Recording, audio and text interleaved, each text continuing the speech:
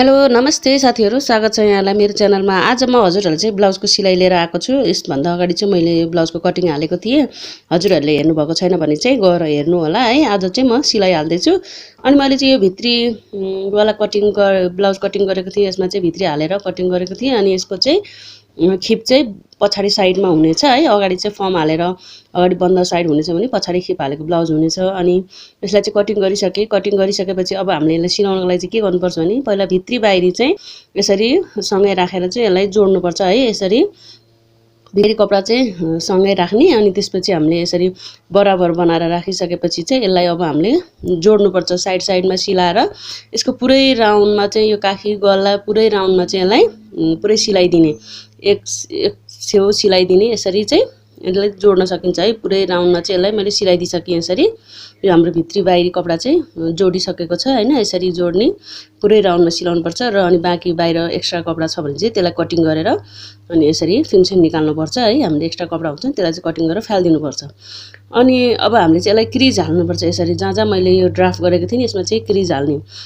Crease हाल्ने र यो ड्राफ्ट कसरी गर्ने भनेर हजुरहरूले चाहिँ कमेन्ट गर्नुभएको थियो। यो भिडियो चाहिँ मैले बनाइसकेको थिएँ, त्यही भएर हजुरहरूलाई रिप्लाई दिन पाइनँ। अर्को नेक्स्ट टाइम चाहिँ म हजुरहरूलाई चाहिँ यो क्रिज कसरी राख्ने अनि यो चोली यो उसमा हाफ लम्बाइ कसरी राख्ने भनेर चाहिँ डिटेलमा चाहिँ एउटा भिडियो बनाउने छु। आज चाहिँ हजुरहरूले सिलाइ भिडियो हेर्नु होला है।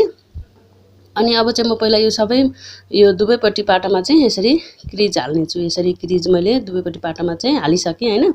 अब यो हाम्रो सुल्टो साइड छ, यता चाहिँ हाम्रो यो उल्टो साइड हो हैन। यहाँ चाहिँ यसमा फर्म पनि हालिन्छ।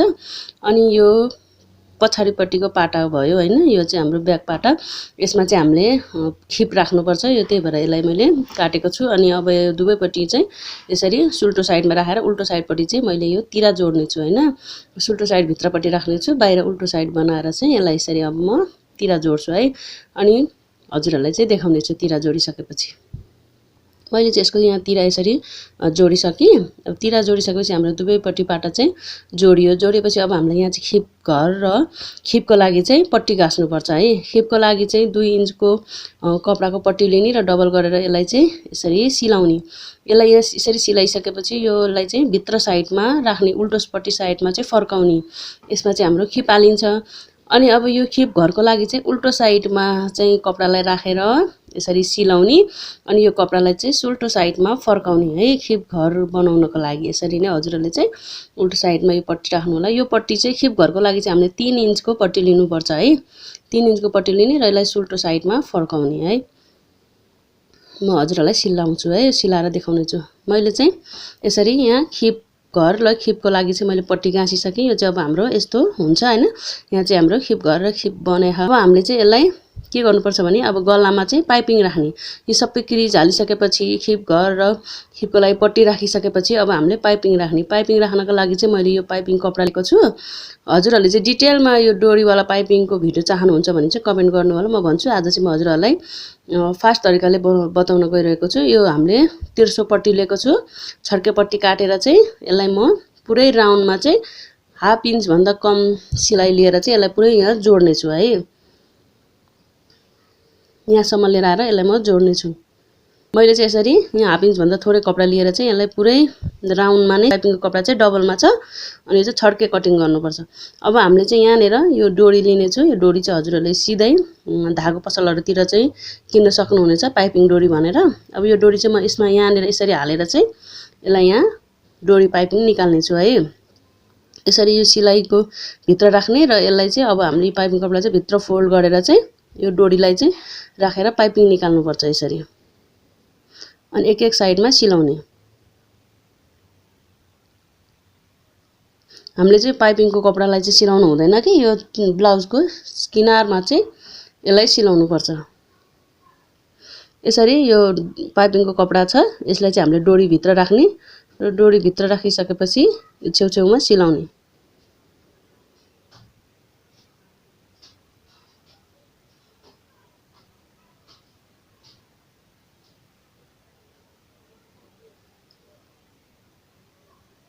डोरीलाई नसिलाइकन अनि ब्लाउजको कपडाको साइडमा चाहिँ किनारमा चाहिँ हामीले यसरी डोरीलाई हातले मिलाउँदै पाइपिङ निकाल्नुपर्छ। हामीले यसरी नै पाइपिङ निकाल्दै डोरीवाला पाइपिङ चाहिँ यसरी एकदमै सजिलो तरिकाले हजुरहरूले चाहिँ एकै साइजको पाइपिङ चाहिँ निकाल्न सकिन्छ। न कुनै सानो हुन्छ न कुनै ठुलो हुन्छ, यो एकै साइजको पाइपिङ निस्किन्छ। हजुरहरूले चाहिँ यसरी यो भिडियो चाहिँ डिटेलमा कमेन्ट गर्नुभयो भने चाहिँ म डिटेलमा बनाउने छु डोरीवाला पाइपिङ कसरी सजिलो तरिकाबाट बनाउने भनेर है। यसरी चाहिँ म पुरै गलामा पाइपिङ निकाल्ने छु है।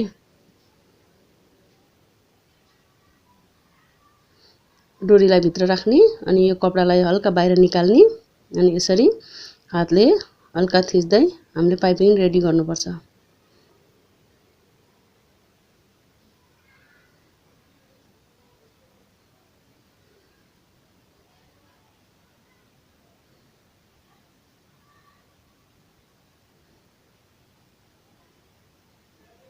यसरी पाइपिङ निकाल्दा चाहिँ के हुन्छ भने हाम्रो गलामा चाहिँ कुनै पनि ठुलो सानो पाइपिङ निस्किँदैन। डोरी हालेर बनाउँदा चाहिँ एकै साइजको पाइपिङ निस्किन्छ।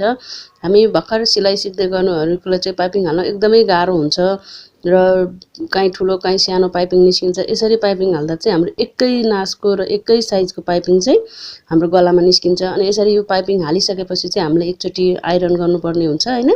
आइरन गरेपछि हाम्रो यो सर्लक्क बस्छ। अनि यहाँ यति बाँकी कपडामा चाहिँ म हेभिङ गरिदिनेछु हैन। हजुरहरूलाई सिलाइ मनपर्छ भने सिलाउँदा पनि हुन्छ, तर हेभिङ गरेपछि एकदमै राम्रो सफा देखिन्छ। म यसलाई चाहिँ अब यहाँनिर चाहिँ बाँकी हेभिङ गरिदिन्छु। हाम्रो गला चाहिँ कस्तो लाग्यो हजुरहरूले कमेन्ट गर्नु होला है।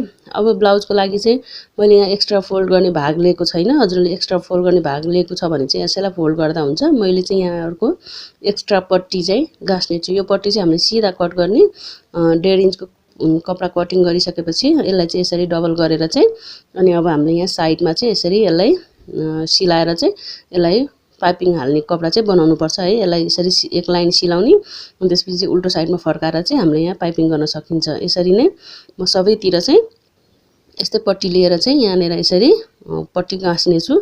यसरी गर्दा चाहिँ हाम्रो कपडा चाहिँ हेभिङ गर्ने हुन्छ। यदि हजुरहरूले चाहिँ ब्लाउज कटिङ गर्दा एक्स्ट्रा फोल्ड गर्ने कपडा राख्नुभएको छ भने चाहिँ यो कपडालाई फोल्ड गर्दा हुन्छ है। यसरी नै म यो साइडमा पनि पट्टी राख्ने छु। यसरी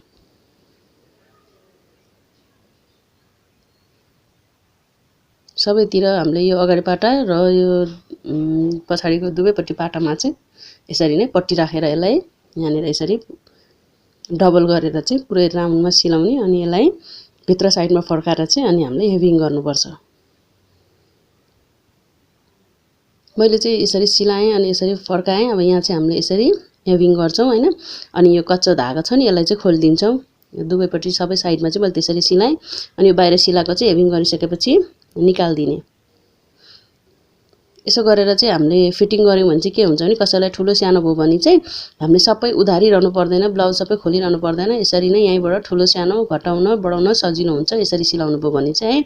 अनि यसरी अब यो अगाडि पाटा र पछाडि पाटा चाहिँ सँगै मिलाएर चाहिँ हामीले फिटिङको सिलाइ लाउनुपर्छ। फिटिङ चाहिँ आफ्नो कति छ नाप अनुसार कम्मर र छाती कति छ त्यही अनुसार चाहिँ नापेर यसरी फिटिङको सिलाइ गर्नु होला।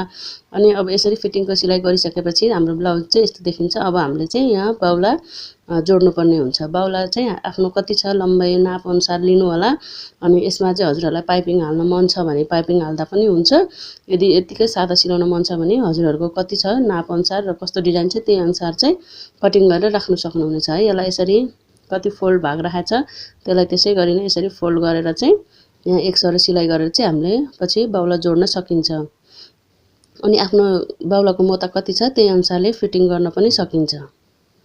यसलाई बाउला जोड्दा चाहिँ हामीले यसरी जहिले पनि सुल्टो साइडमा राख्ने अनि यो अगाडिको पाटा र पछाडिको पाटा मिलाएर हेरेर हामीले बाउला जोड्नुपर्छ। मैले चाहिँ यसरी बाउला जोडेँ अनि यसमा पछि मैले फर्म पनि लगाएँ, पछाडि डोरी पनि लगाएँ। हजुरहरूलाई देखाउनको लागि चाहिँ मैले यो भिडियो कटिङ गरेर सिलाएर राखेको। यदि हजुरहरूलाई अरू पनि भिडियो चाहनुहुन्छ भने चाहिँ कमेन्ट गर्नु होला। आजको भिडियो कस्तो लाग्यो, राम्रो लागेमा एक लाइक चाहिँ गर्नु नभुल्नु होला है। यसमा चाहिँ अब फर्म हाल्न डोरी हाल्न अरू थुप्रै बाँकी छ। मैले आज हजुरहरूलाई यति नै भिडियो बनाएर देखाएँ। धन्यवाद।